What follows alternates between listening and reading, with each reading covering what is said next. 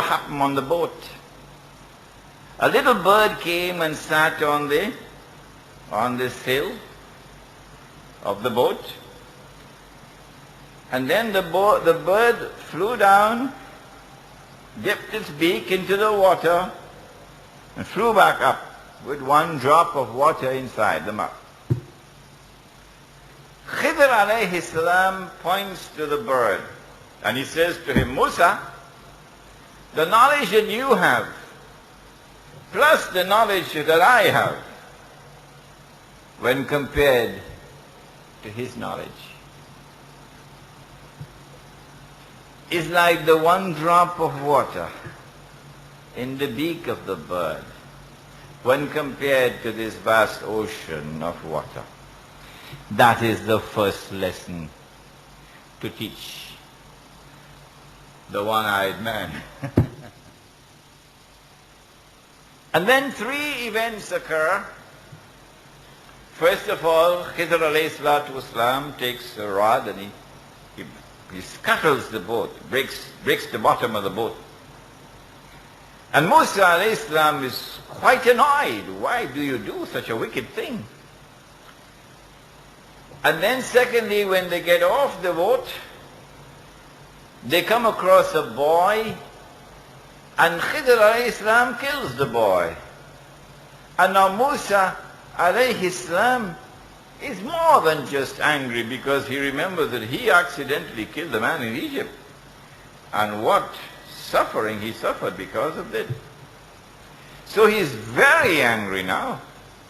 He's demanding an explanation. Why did you do this? This boy is innocent.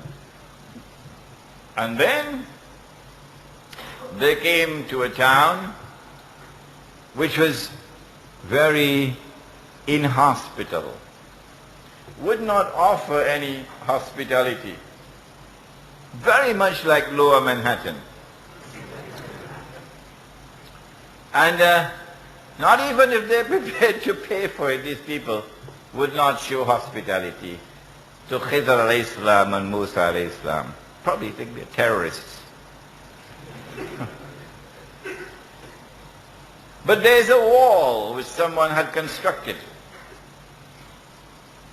And this wall was crumbling. And Khidr alayhi salam, from his own pocket, he pays for the wall to be rebuilt. And Musa can't understand. Why would you pay to do this in a town which does not show even elementary hospitality?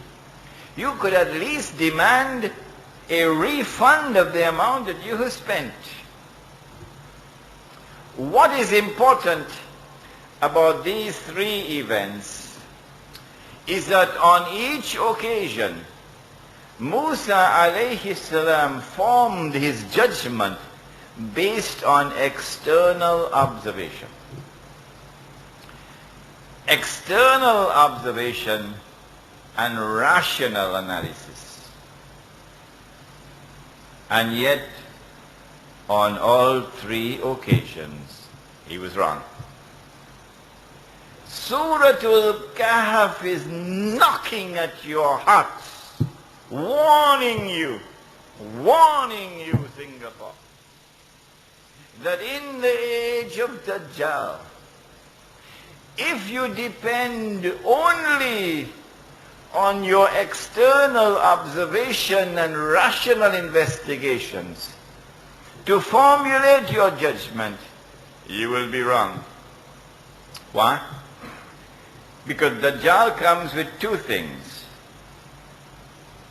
a river and a fire. But his river is a fire, and his fire is the cool waters of a river, said the Prophet alayhi salatu wasalam. In other words, that appearance and reality will be completely different from each other in the age of Dajjal. It looks good, but it ain't good. It's dangerous. It looks bad, but the reality is different. It is good. Just like durian. You don't judge a durian by the external smell. Huh? You judge the durian by the internal taste. The external smell belongs to hell. Although some people would disagree with me. But internal taste belongs to heaven, although some people might also disagree with me. Anyhow. In the age of Dajjal, appearance and reality are going to be completely different from each other. And so if judgment is based on external observation and rational inquiry alone, you're going to be wrong. And you'll pay a terrible price for your wrong judgment. Khidr alayhi salam explains, he says, this boat, what appeared to you to be bad was actually good. There is a king, a government which is coming, seizing people's property. And they're going to be seizing this boat. By scuttling the boat, damaging it, I saved the boat. So when the king is gone, then the poor fishermen can repair their boat. It looked bad to you, but actually, I did them a favor. This little boy, you sometimes plant a seed, and you get a rose. And sometimes you plant a seed, and you get a scorpion. So when you sleep with your wife, make dua, oh Allah, this seed which I plant, grant that it may grow into something good and beautiful. Ameen. Rabbi habli min as-salihin. So this child was destined to grow into such a devil that his parents' faith would have been threatened. And by killing the child and praying to Allah to send them another child who would be qurratu a'yun for them, I was doing something good for them, but you couldn't see that. And this wall, you see this town? In this town there was a mu'min, a believer, who was dying. He had 2 little children. Orphans, they're going to be orphans. And he had some money.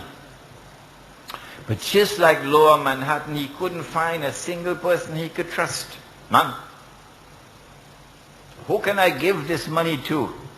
And ask them, please keep it until my children grow up. You can't trust a single person in that town. Is Singapore like that? So what he did was he had to dig a hole. Of course he couldn't trust anybody. And bury the money.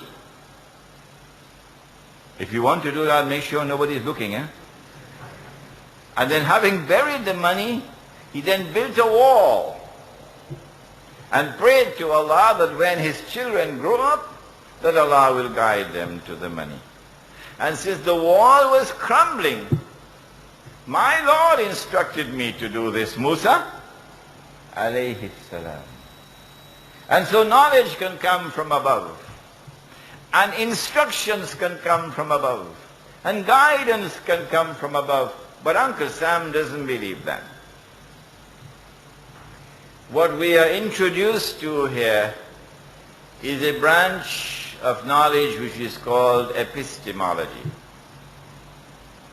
What is knowledge? Is it possible for us to acquire knowledge? And how is knowledge acquired? The Quran teaches us, if you acquire knowledge, that knowledge wherein there is no doubt never becomes obsolete, like the computer from 10 years ago. كلا لو تعلمون اليقين. If you had that knowledge which is born of certainty, knowledge which comes